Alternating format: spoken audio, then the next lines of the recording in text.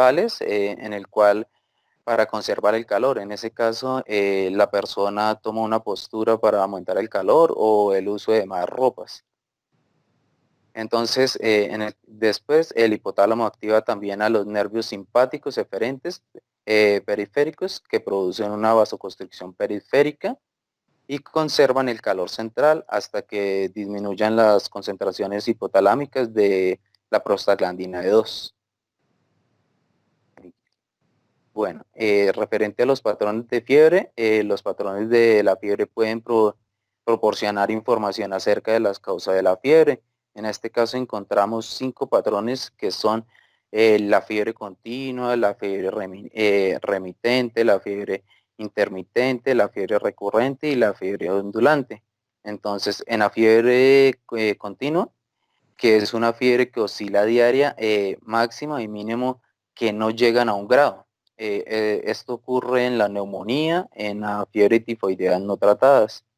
Referente a la fiebre remitente, son oscilaciones diarias superiores a 1 grado, sin alcanzar en ningún momento la temperatura normal. Estas se encuentran en patrones de fiebre en las supuraciones o bronconeumonías. La fiebre intermitente, esta se encuentra la pirexia entre los estados febriles. Entonces la temperatura sube bruscamente después de un escalofrío y desciende también rápidamente a lo normal o subnormal, acompañado de abundante sudoración. Este patrón se observa en las septicemias, en la sepsis urinaria, en los excesos de hígado y en el paludismo. Entonces, el próximo patrón es la fiebre recurrente. Este es varios días de aumento de la temperatura corporal, alternados por varios días de temperatura normal.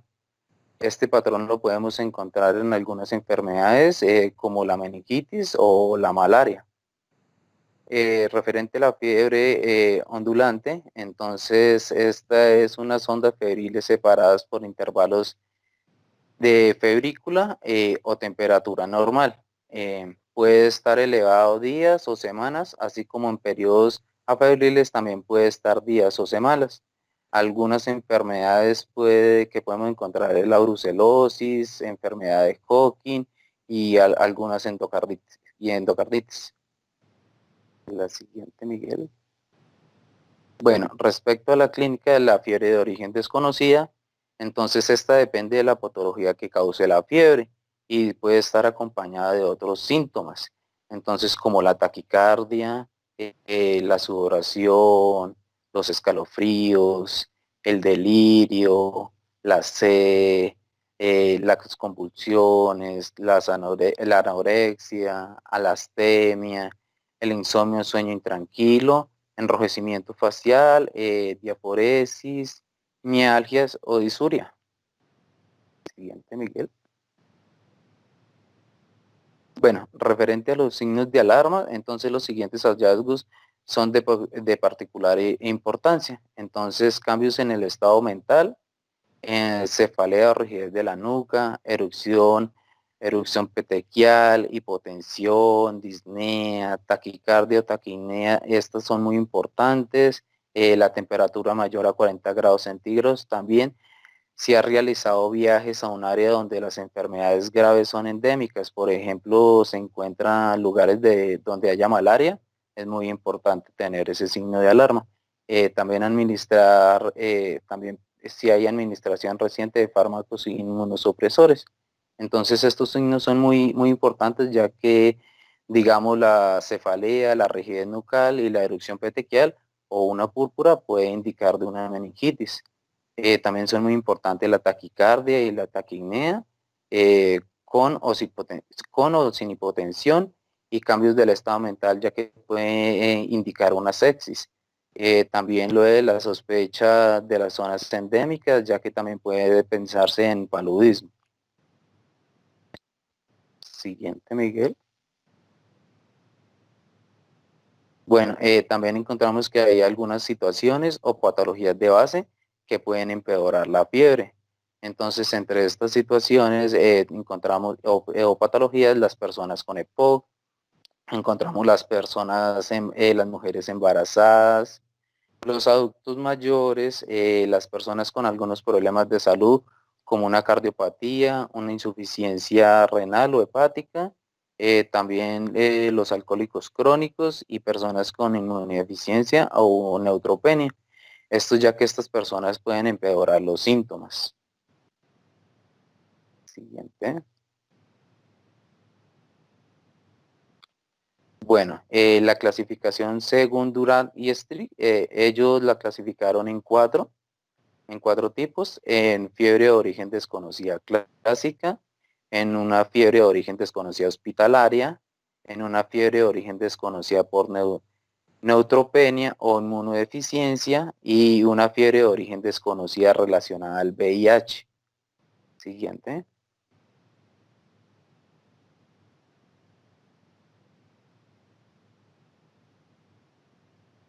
Bueno, entonces la fiebre de origen desconocida clásica, entonces esta es una fiebre que dura más de 3 semanas, en la que tres consultas externas, 3 días en el hospital o una semana de estudios ambulatorios no permiten explicar una causa.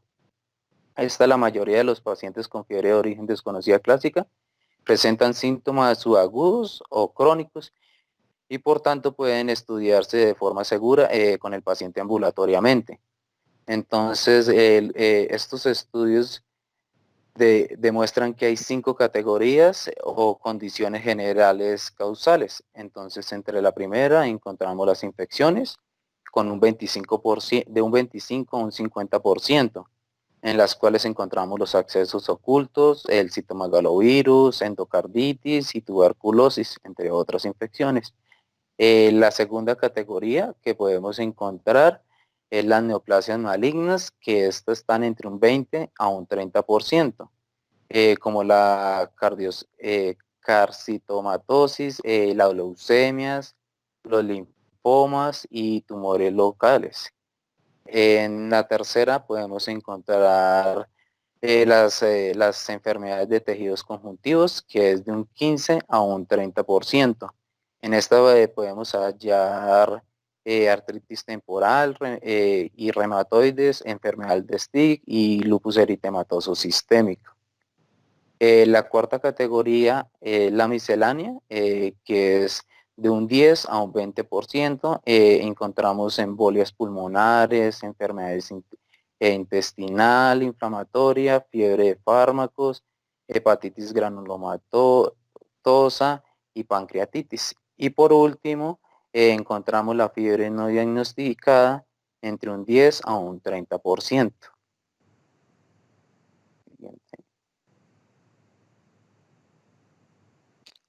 Bueno, entonces, la fiebre de origen desconocida hospitalaria, esta está dada por lo menos 3 días de investigación diagnóstica y 2 días de incubación en cultivo, en los cuales no logran determinar una causa de la fiebre en un paciente hospitalizado que no tiene infección durante la hospitalización. Entonces, algunas de las causas que pueden causar fiebre, entonces hay unas que son frecuentes y son infecciosas, de infecciones. Entonces, estas son como por sondas urinarias, causan unas infecciones, los catéteres vasculares pueden causar también infecciones, algunas heridas quirúrgicas que se lleguen a contaminar o neumonías. También encontramos unas menos frecuentes, como lo son los accesos intraabdominales, la endometritis, enfermedades del aparato biliar, mediastinitis y sinusitis. También podemos encontrar unas no infecciosas frecuentes, como la fiebre por fármacos, hematomas, posoperatorios inmediatos, reacción de una transfusión de sangre o una tromboembolia venosa, y las menos frecuentes, no infecciosas, podemos encontrar la gota, el infarto del miocardio, la insuficiencia suprarrenal y la pancreatitis. Siguiente, Miguel.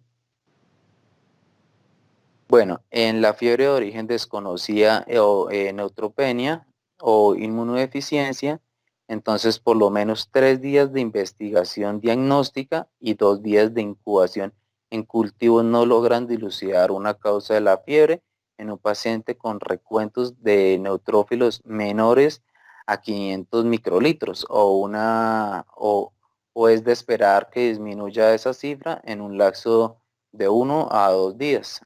Entonces, la inmunodeficiencia puede deberse a pacientes que estén recibiendo quimioterapia o en neoplasias hematológicas malignas. Entonces, esta fiebre se acompaña de neutropenia o una deficiencia de la inmunidad celular. Debido a estas ciertas infecciones tienden a ser las causas más frecuentes como el aspergillus y la candidinemia. Entonces, algunas posibles causas de la fiebre en pacientes con neutropenia que no responden a los antibióticos de altos espectros, algunas causas son las infecciones micóticas, Toxoplasma gondii, microbacterias o patógenos exigentes, infecciones virales tales como el herpes simple, del citomegalovirus, la influencia, entre otros virus. También enfermedad de injerto contra huéspedes después de un trasplante de células madres hematopoyéticas y algunas definidas, por ejemplo, las causas por fármacos o efectos de quimioterapia o agentes patógenos no definidos. Siguiente, Miguel.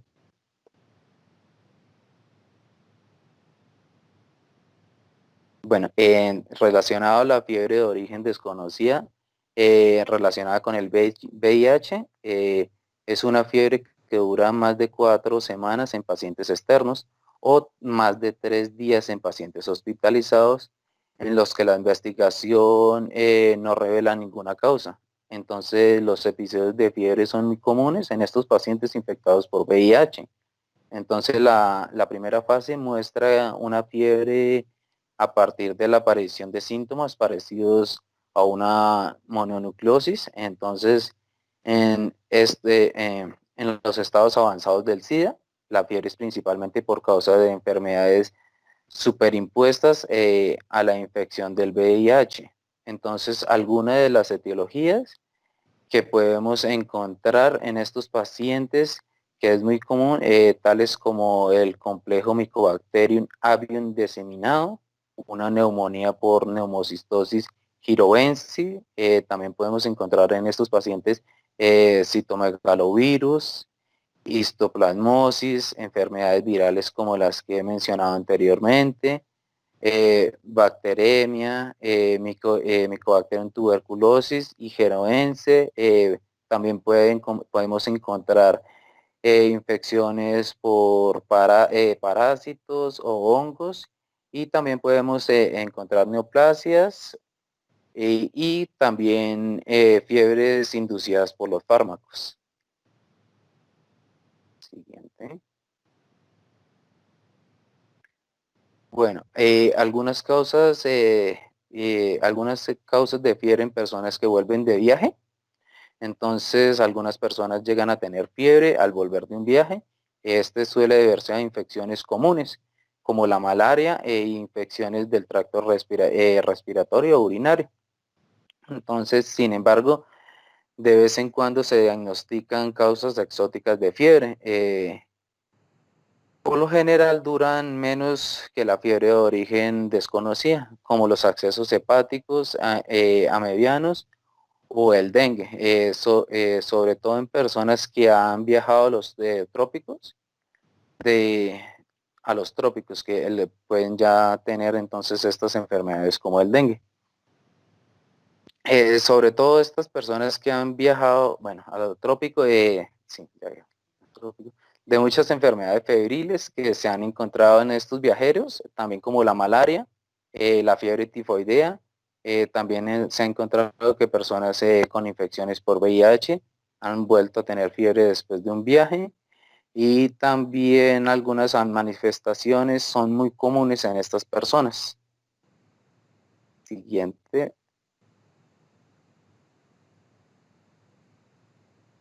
Bueno, en este la fiebre inducida por fármacos puede ser la única manifestación de un efecto medicamentoso adverso, hasta en un 5% de los casos con hipersensibilidad medicamentosa. Es muy importante reconocer la fiebre de origen medicamentosa para evitar pruebas como complementarias, tratamientos adicionales o una hospitalización prolongada. En muchos no se comprende a fondo los mecanismos por los cuales los fármacos causan fiebre, entonces estos fenómenos pueden ser consecuencias de reacciones de hipersensibilidad, alteración de la homeostasis termorreguladora relacionada directamente con la administración de los fármacos o con la acción farmacológica de un fármaco.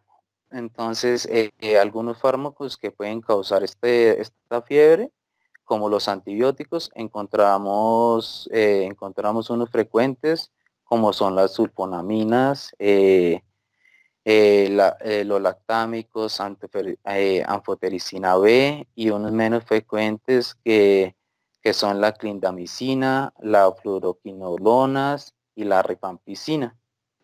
También algunos medicamentos cardiovasculares, como la procainamida y algunos y quinidina, y menos frecuentes como diltiazem y hidracelacina. Eh, Otros medicamentos sobre el sistema nervioso central, como las carbamazepinas, infenilotoína, y pocos frecuentes como la aloperidol y otros medicamentos como el interferón alfa, el interferón 2 y biosina, entre otros medicamentos. Siguiente, Miguel.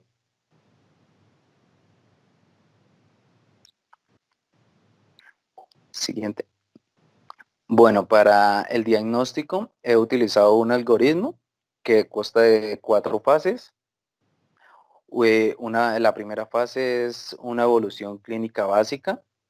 La segunda fase es una evolución mínima invasiva. La fase 3 es una exploración invasiva. Y por último, la fase 4, una exploración especial. Siguiente.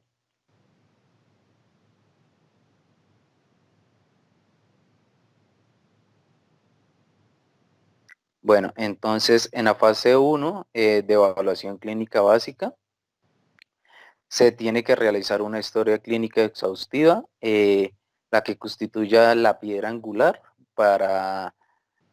de la evaluación de cualquier enfermedad compleja, como la fiebre de origen desconocida. Entonces tenemos que comenzar con la anamnesis, que puede ser especialmente importante para determinar la elección de las pruebas de laboratorios iniciales. Debe prestarse especial atención al hecho si el paciente ha realizado algún viaje, estos son en los antecedentes, si ha tenido contacto con algunos animales domésticos o algunos animales silvestres, también preguntar los antecedentes en el entorno del trabajo y al contacto reciente con personas que han presentado síntomas similares.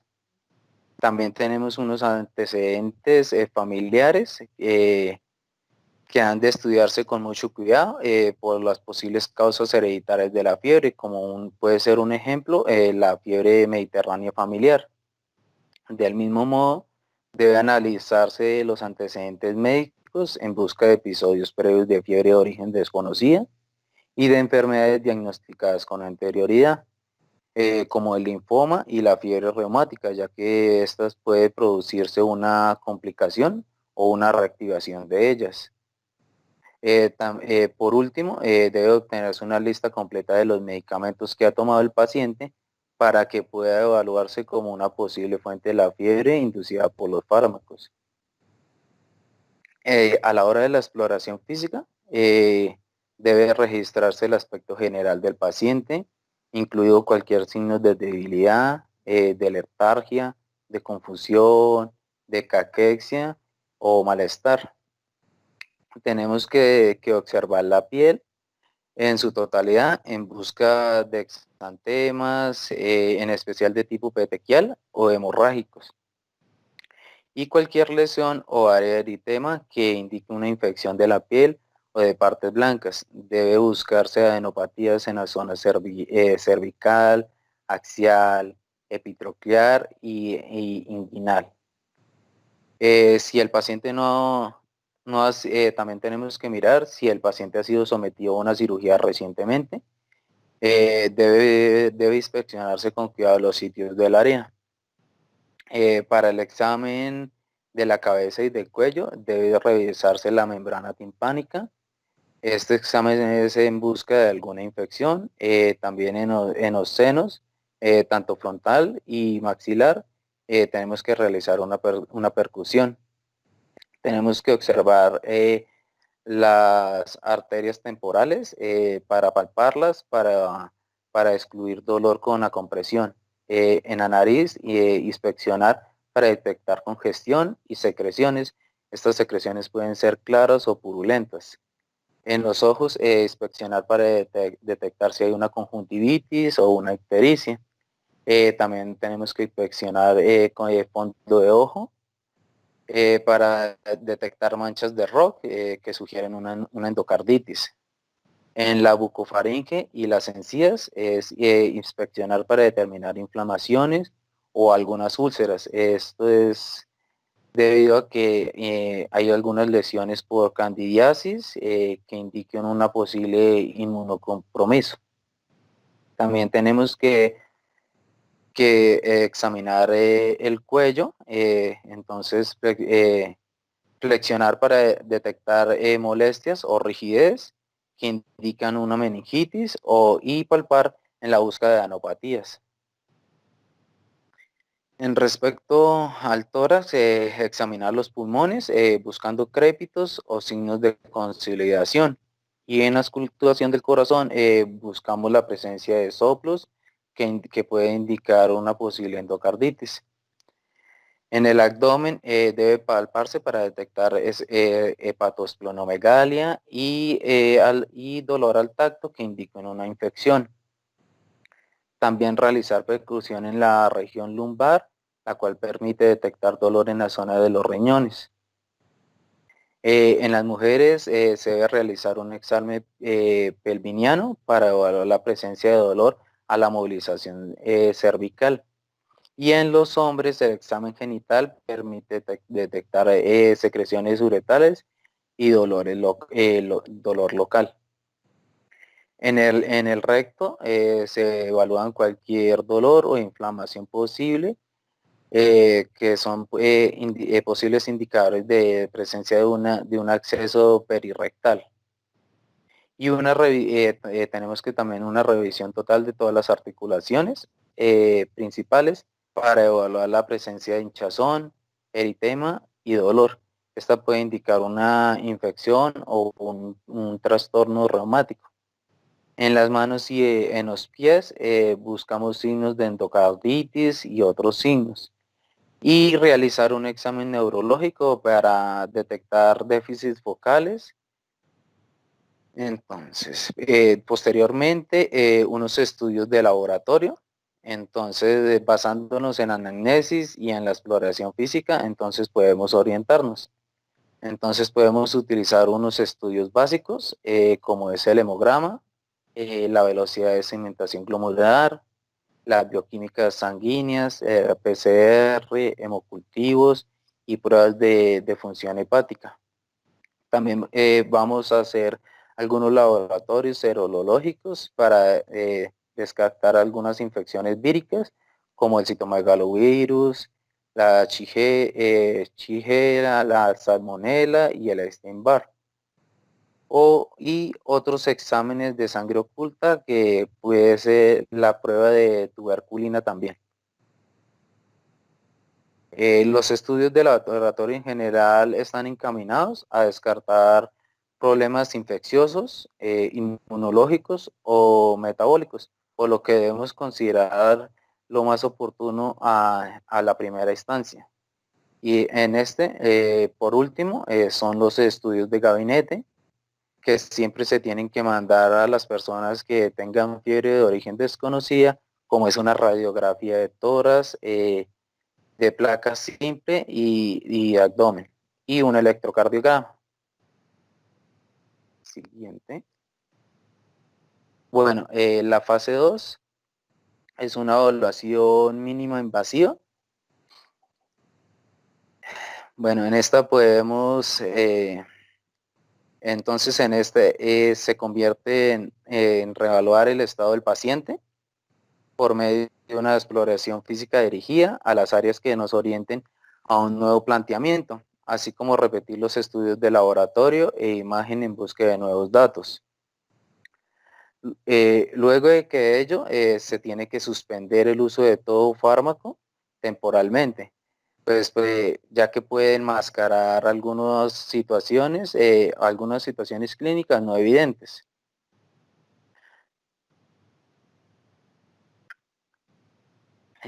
También recurrir a exámenes de laboratorios inmunológicos como es el ANA, el anti-ADN, el ANCA, también estudios microbiológicos en sangre y orina, parasitología, pruebas endocrinológicas y en manera especial las pruebas de función tiroidea y realizar pruebas de función respiratoria en caso de que se agudice la fiebre de origen desconocida con problemas respiratorios. También, de no encontrar un posible diagnóstico, recurrir a estudios especializados en imagen, descartando patologías intestinal por medio de un estudio paritados y enema. También una revisión orgánica a través de tomografía computarizada de tórax y de abdomen. También recurrir a la resonancia magnética, si existe alguna sospecha neurológica, también solicitar ecocardiografía si la exploración física evidencia algún tipo de soplo. En el caso de sensibilidad al dolor en palpaciones de los senos paranasales, es de utilidad recurrir a una radiografía de los senos paranasales, así como una radiografía sacroiliaca al presentar signos de sensibilidad en esta zona. En mujeres mayores de 35 años, indicar siempre una mamografía. Y si no evidenciamos una posible causa a esta altura, debemos entonces recurrir a una exploración meramente invasiva, que es la siguiente. Entonces, en la fase 3 es una exploración invasiva. Entonces, continuando con el rastreo del diagnóstico de manera invasiva, lo cual mejora será considerar estudios de imágenes, como lo de la mamografía, aunque hay algunas personas que no la consideran como invasiva. Entonces, también cabe la posibilidad de investigar la causa de la enfermedad con procedimientos considerablemente invasivos, como es el caso de la biopsia, para la investigación de la médula ósea y piezas hepáticas. También están indicadas obviamente cuando la clínica esté orientada a una afección de estos órganos. Se dejará de última instancia los estudios 100% invasores, como la endoscopia, pacientes con afección en tubos digestivo alto, que tengan hematemesis y vómito de contenido alimenticio. Es posible indicar una gastroscopía. Entonces, también podemos ordenar una coloscopia para aquellos que muestran datos de patologías de tubo digestivo bajo. También una fibrobroncoscopia en quienes muestran anomalías neurológicas. Y por último, la fase 4 o exploración especial. Es prudente iniciar los estudios con un electromiograma, una electroencefalografía, una punción lumbar, unas tomografías descontrastadas o resonancias magnéticas, por mencionar algunos ejemplos, antes de recurrir a una exploración invasiva como las que hemos mencionado, pero se deja a criterio individual de la persona tratante. Existe situaciones especiales donde podemos considerar estos exámenes que podemos considerar en estos exámenes, como en el caso de los pacientes que han presentado algún foco de alguna sospecha de una neuropatía. Entonces los estudios angiográficos son de mucha utilidad, siempre apoyándonos mediante la clínica, los estudios laparoscópicos, y también presenta la última herramienta diagnóstica ante una situación como la de la fiebre de origen desconocida. Siguiente, Miguel.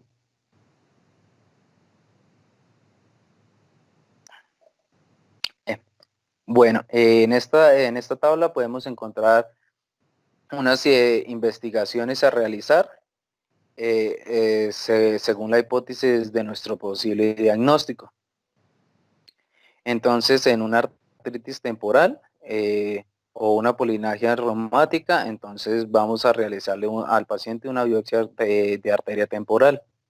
Si pensamos en una endocarditis, un ecocardiograma torácico o travesoesofágico. En enfermedades hematológicas de origen central, una punción o aspiración de la médula ósea o una biopsia de la médula ósea. En enfermedad pulmonar o mediastina, entonces un cultivo de esputo para tuberculosis, también una fibrondoscopia con lavado bronquialveolar para citología y cultivo, o un TAC torácico. En enfermedades de abdomen, una ecografía y un TAC abdominal. También para algunas adenopatías, algunas biopsias, también una serología de VIH. En enfermedades de la tiroides, un TSH, un T4 libre y una ecografía. En enfermedades del colágeno o vasculitis, una BSG, una PCR, también ANA, también un ANCA y proteinuria en 24 horas. En enfermedades hepáticas, también una serología de hepatitis B y C, también una ecografía.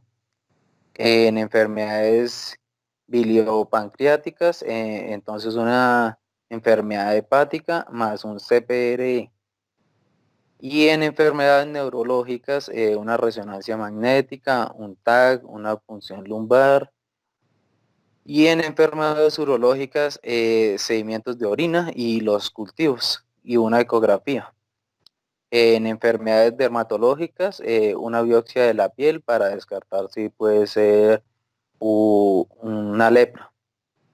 En la boca y en los senos para las sales, entonces una radiografía de los senos. Y en diarrea, un examen para buscar parásitos, un cultivo o una coloscopia.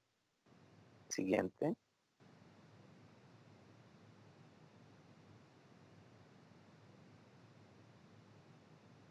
Bueno, esta tabla es un resumen de las características principales de los 4 subtipos de fiebre de origen desconocida. Entonces encontramos la clásica, la hospitalaria, la neutropenia y la relacionada al VIH. Entonces ya les comenté lo de las definiciones, la localización, que esta puede ser en la comunidad o en una clínica o un hospital. Las causas principales de estas enfermedades pueden ser infecciosas, por cánceres relacionados al VIH, algún viaje reciente, también algún tipo de inflamación. Entonces, en la historia clínica también podemos encontrar contacto con alguna exposición a animales o insectos, también los viajes.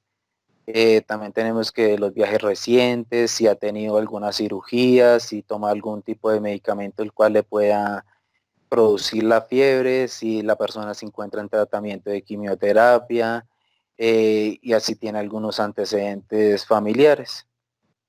En la exploración física, esta sí tiene que ser muy rigurosa, entonces tenemos que examinar totalmente al paciente para poder descartar el posible foco de la fiebre de origen desconocida. Y las pruebas complementarias si ya son de imágenes, laboratorios y invasivas como la biopsia. Siguiente.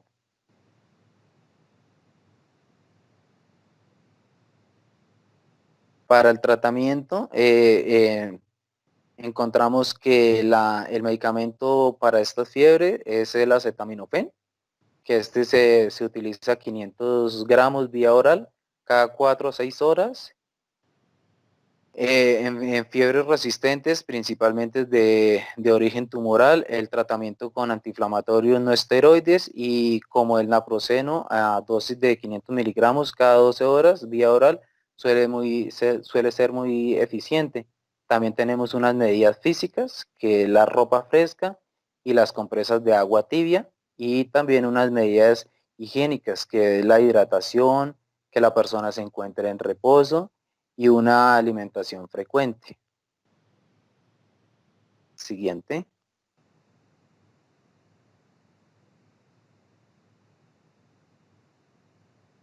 Bueno, también hay para el tratamiento antibiótico se realiza empíricamente, entonces se debe evitar siempre que se pueda realizar cultivos antes de iniciarla. Se completa en casos de periodo clínico marcado, de una neutropenia, de pacientes en tratamientos con inmunosupresores y pacientes que han viajado recientemente a zonas de riesgo para determinados microorganismos. Siguiente. Gracias. Ok, muy bien, Jairo. Vamos a puntualizar algunas cositas.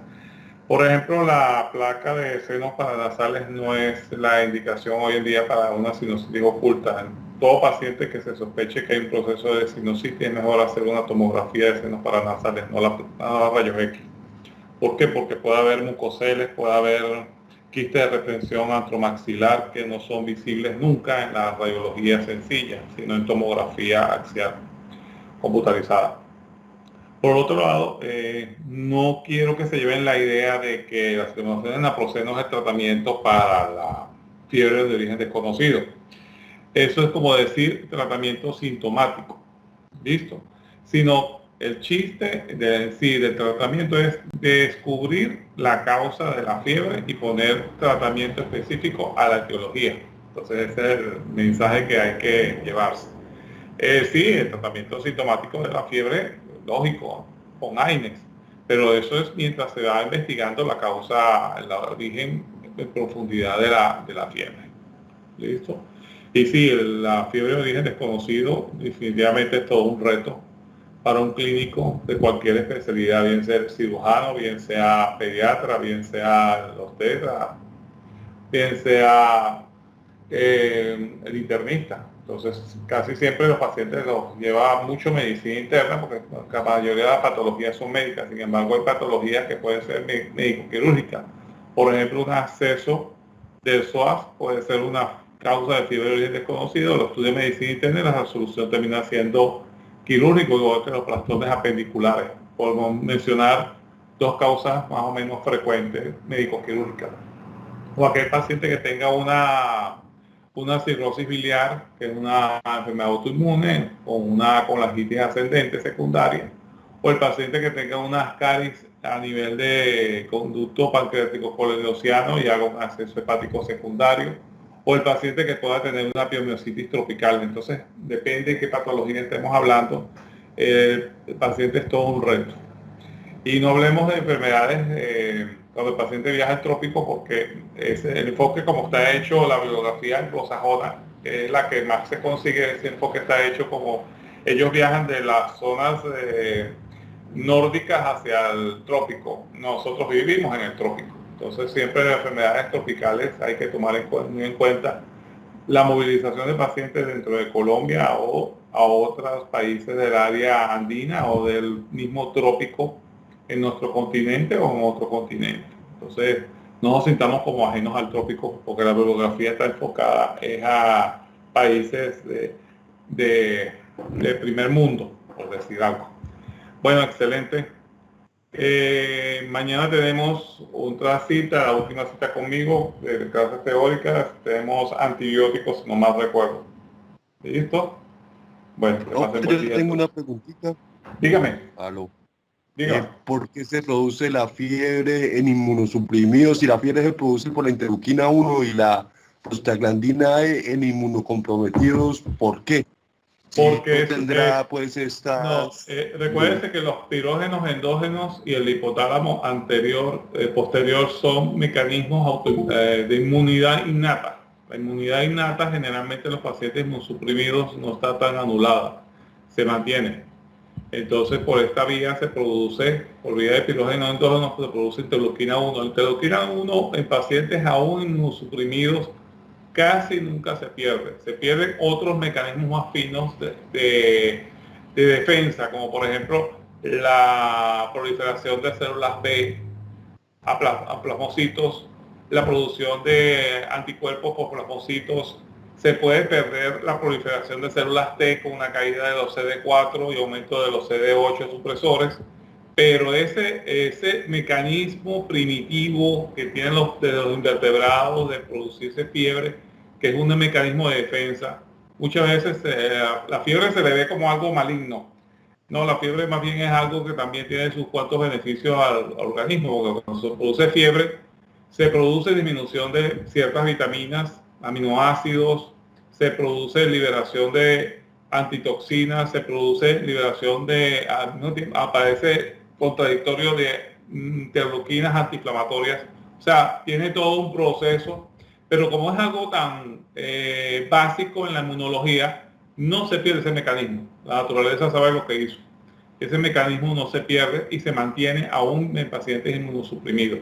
Fíjense que usted puede tener un paciente con VIH, SIDA, o un paciente con celularidad CD4 menor de 50 y todavía hace fiebre. ¿Ok? Entonces es un mecanismo de defensa muy básico, la naturaleza lo hizo así. ¿Listo? Vale, Bueno, profe, gracias. a la orden. Bueno, nos vemos entonces mañana. Tenemos antibióticos en medicina interna. ¿Listo? Que pase buen día. Chao.